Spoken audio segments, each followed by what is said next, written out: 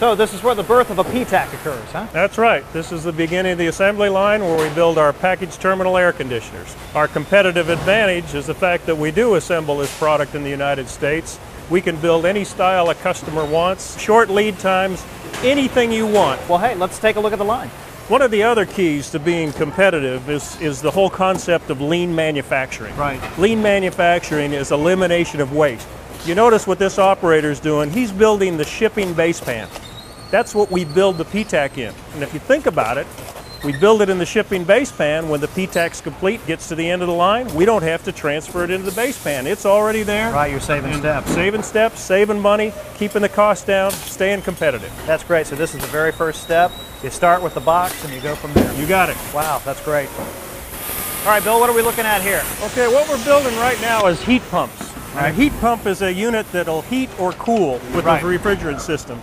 This is a reversing valve. It's a very precise instrument that switches the flow of the refrigerant to cool one way, heat the other way. Okay. It's very important for quality when you braze the tubing into the reversing valve that you protect this valve. So we enclose it in a chill block, which is an aluminum fixture that circulates cold water through. So while we're brazing these tubes, the service valve Completely is protected. Right. That's great. Yep. Okay, Mark, let me start off by showing you the computer screen, and you can see the barcode scanning operator.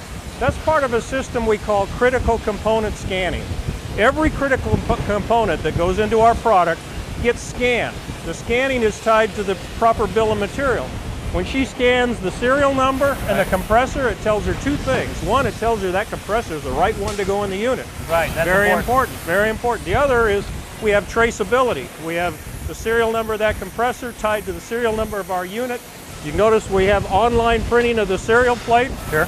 Just in time. That's part of lean manufacturing. Great. What do we have here? So the next step, this is where the refrigeration system starts. This is the evaporator coil, condenser coil, compressor, and you're seeing him attach the interconnected tubing. Right.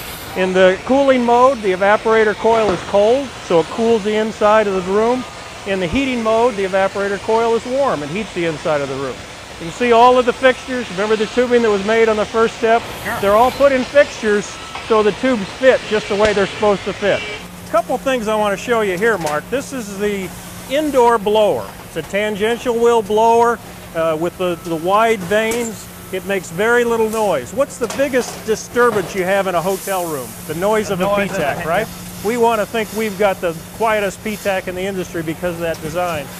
You might have also noticed she's installing an electric heater. Right. In a heat pump, when it gets too cold outside, you can't bring heat in from outside. Sure. So at about 30 degrees, the control board in the PTAC cuts off the compressor and goes to electric heat.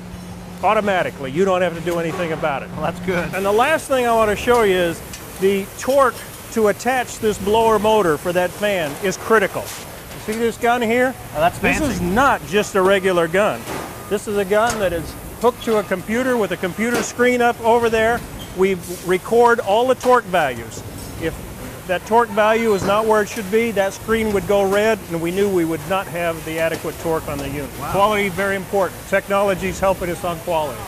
All right, Bill, well, it looks like we're surrounded by a lot of different color wires. Why don't you tell me what all these are for? Well, we got wires, and as you see on the end of the table is the PC control board. That's the brains of the PTAC. Okay. Something I really want to highlight to you. See that wire? Yeah, right. We make these here. All of them. We make All all of the these different wires, sizes. all different. We buy all our wire with white insulation. Uh-huh.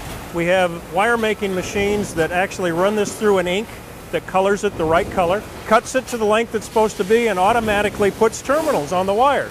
Mark, once we get the refrigerant system all sealed up, all brazed up, something that's very critical to any product that's got a refrigeration system is cleaning the system out, putting a vacuum on it before we charge it.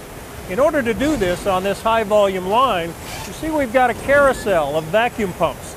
You see those vacuum pumps are hooked to the system, and they move along with the conveyor. They have to be hooked up to that unit long enough so that they can draw down a vacuum of 200 microns or better. Once the vacuum's drawn down, it's disconnected, and then it goes to the charge station, and we're getting close to being done, Mark. All right. Okay, what we've got here is a ready-to-run unit. Wow, that's great. This is the last operation. You see the computer screen over there? Yes. This operator provides the refrigerant charge to the unit. It's all done by computer. He scans the model number in. The computer determines exactly the number of ounces of refrigerant that goes into each unique model.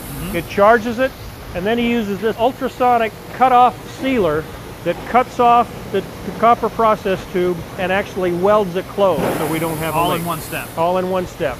Okay, we got a finished unit. Next we're going to go to the run test booth and I'm going to show you how we run test every single unit we build. Let's go see it. All right, let's go. Now the run test is really what we're proud of. This computer behind you, you see this information here, it says pass, passed. When the unit comes in, the operator again, error-proof. We don't use operators writing down serial numbers or keying in serial numbers. Use a barcode scanner. She's going to scan that unit. It's going to record the model number and serial number. And then she's going to plug it in and activate the run test. The run test is all done by computer, right? Both the computer in the PTAC and the computer here.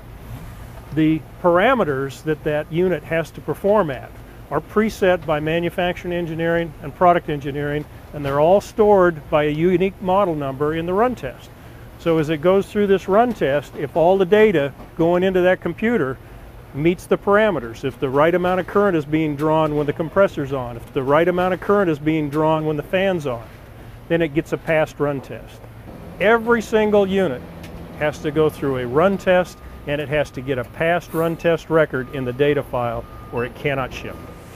Mark, let me point out one last thing on run test. See this little card right here? Yes, sir. This is a customer response card. And every unit we build, on all our lines, but PTAC especially, we send this customer response card out. Right. And we really try to get our customers to send it back to you. Because I guarantee you, I read every single card that comes back into this plant. Every single one. Every single one, and I initial it.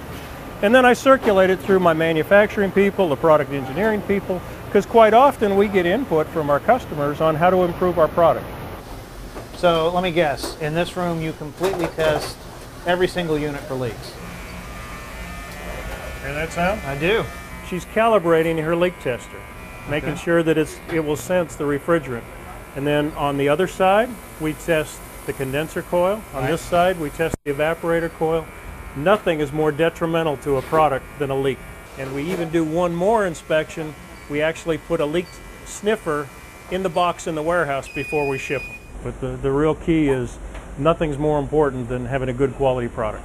Okay, Mark, remember what I told you, critical component scanning. Right. And this young man's going to scan it. Why does he scan it twice? What's the two different scans for? Scans the first one, checks the screen, makes sure everything's